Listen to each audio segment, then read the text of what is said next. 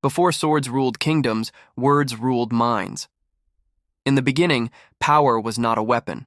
It was a sentence carved in stone. Kings learned early that to command 1,000 men, you needed only a single inscription that said, "The gods have chosen me." And thus, control was born from language. The first known book of control was not a story, but a code. The Code of Hammurabi. Etched in black basalt nearly 4,000 years ago, it carried 282 laws so precise that even mercy had a price. If a builder's house falls and kills the owner, the builder shall be slain. It was justice through fear, equality through punishment. For the first time, morality no longer came from conscience, but from text. Obedience became a civic virtue and ignorance a crime. As the clay tablets spread through Babylon, they birthed a new class, the literate. Those who could read the code held the power to interpret it. Those who could not were ruled by it. It was the dawn of an ancient algorithm. If you control the words, you control the world. Far to the east, another civilization forged control through harmony.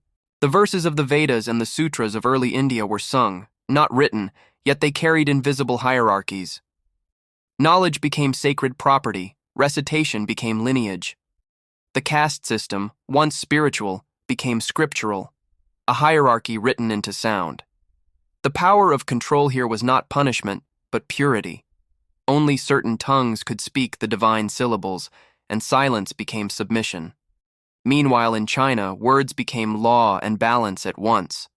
The Book of Rites and the Analects of Confucius codified an empire of manners. To govern, the emperor merely had to quote the classics.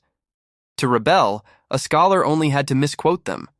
Control in the East was subtler, a harmony enforced by shame, not by chains. And yet it was the same mechanism, language creating order, and order demanding loyalty. Then came the Egyptians, masters of the afterlife. In their Book of the Dead, every citizen was told what to say when judged by the gods. The words themselves were spells. Saying them incorrectly meant eternal punishment. Religion became a script, salvation a recitation. They taught humanity a truth that still rules today. If you write the rules of heaven, you can own the earth. Across continents, empires discovered the same secret. The strongest army is an idea that no one dares to question. A clay tablet, a scroll of chants, a manual of rituals. Each turned faith into hierarchy, virtue into obedience. When philosophers emerged in Greece, they refined the weapon. Aristotle's Nicomachean ethics transformed virtue into formula.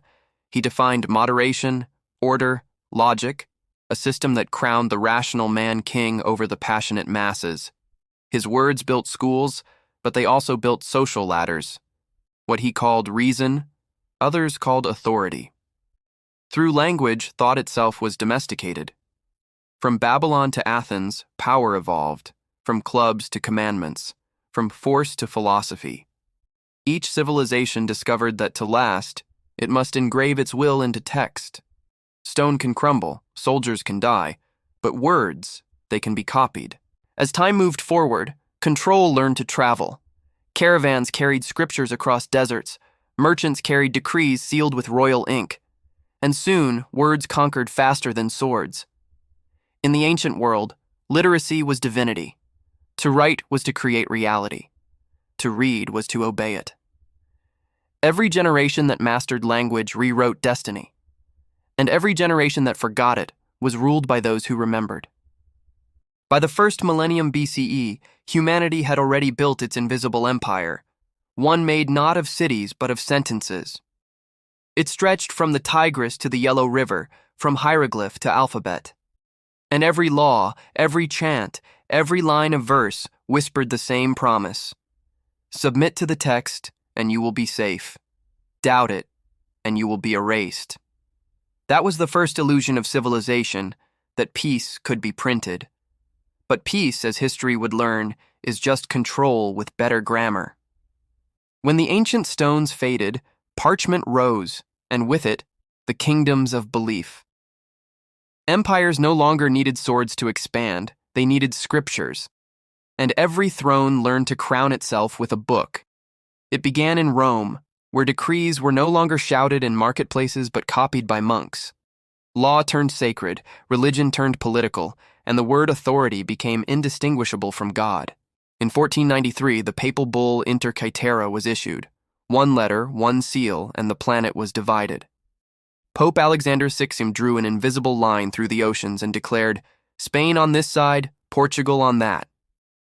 The world was sliced by ink, and millions of lives were claimed by parchment. The quill had done what no blade could, conquer continents with consent.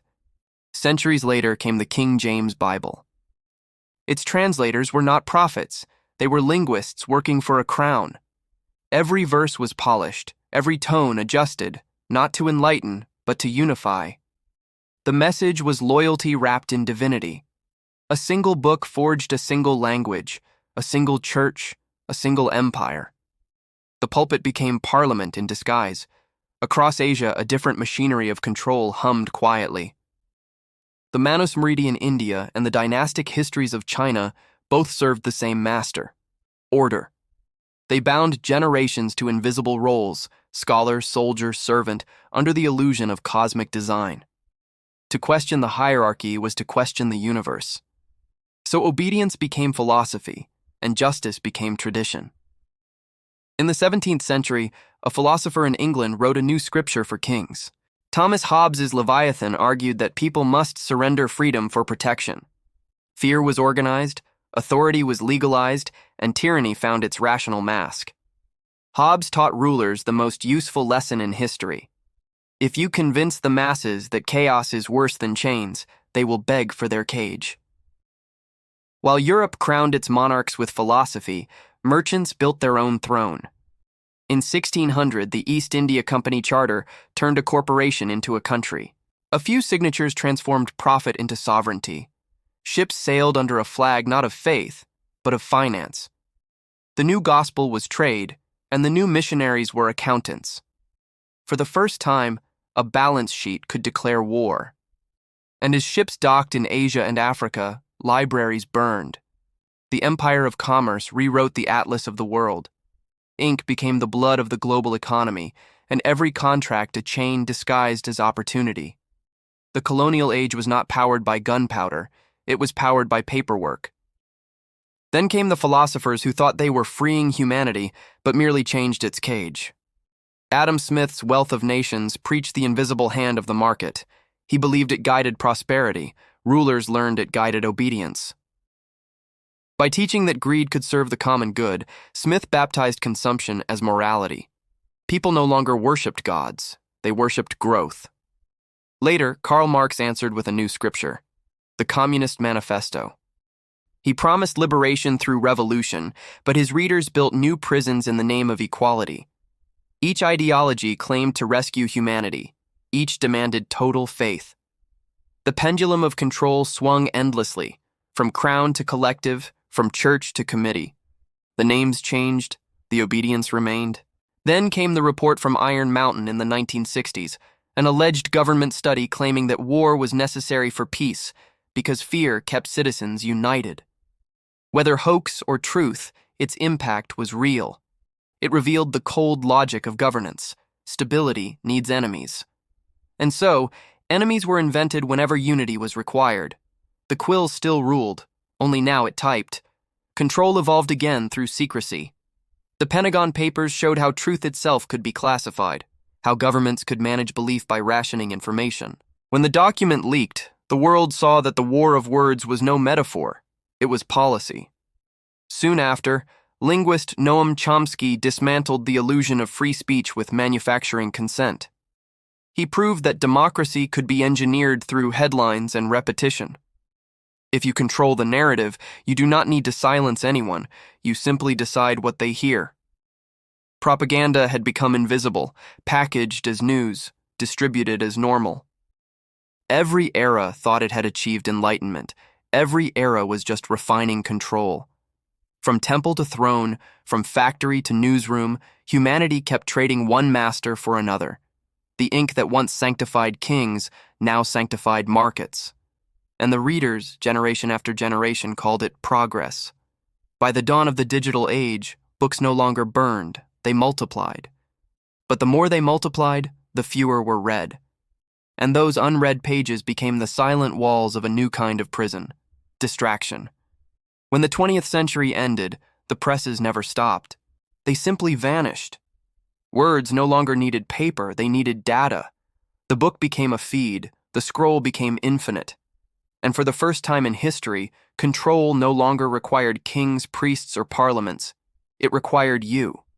Because now every reader is a writer, every citizen a broadcaster, and every opinion a product.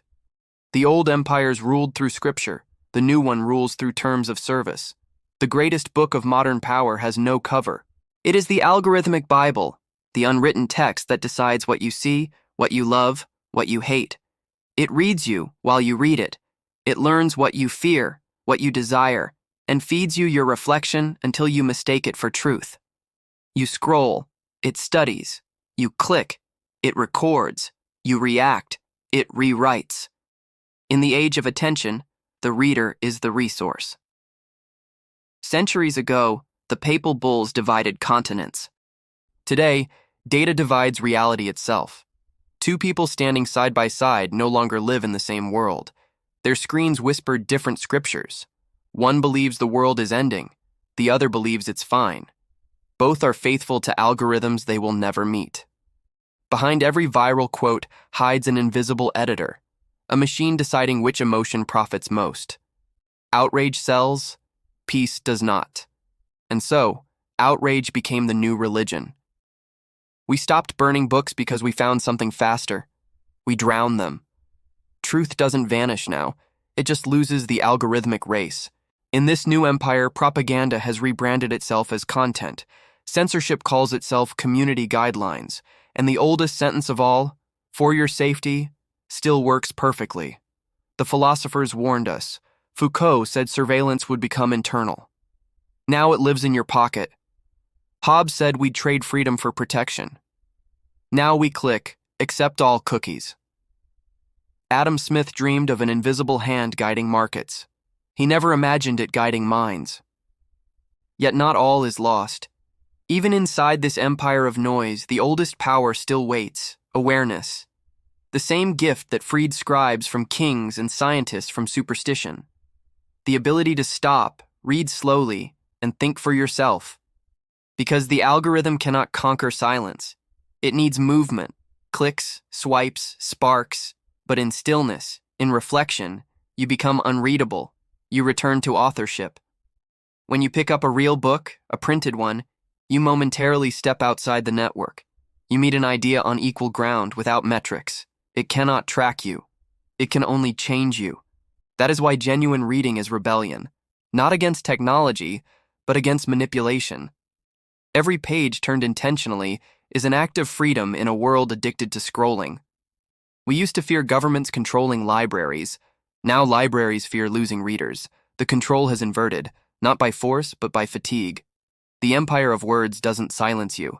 It keeps you talking until you forget what silence means. So remember this. Power has always worn a book's disguise. From clay tablets to digital tablets, the format changed. The motive didn't. The question has never been whether words control the world. The question is, who writes them now? Look carefully. The new scripture isn't in temples or parliaments. It's in code, on servers humming beneath cities, and its commandments update nightly. You don't memorize them. You live inside them. They tell you what to buy, who to love, what to fear, when to rest, when to rise, and when to rage. And you obey, because it feels like choice. But even empires of data can fall. All it takes is one reader who remembers the difference between information and wisdom. One human who reads with conscience instead of consumption, because the written word still holds the power to reverse the spell it cast. Every age builds its prison from its greatest invention, and every age escapes it the same way, by reading, understanding, and rewriting. You were born into the empire of words, but you don't have to stay its subject. Become its author. Because the moment you think for yourself, the empire loses control. And maybe then, finally, you will see what the ancients tried to tell us all along, that freedom begins not with war, but with a word. This is Sethtra Books. where we open the pages the world fears to write about, where we remember that literacy is liberty, and where we keep asking the only question that keeps civilization human. Who is writing your story? Learn, reflect, rise. Sethtra Books.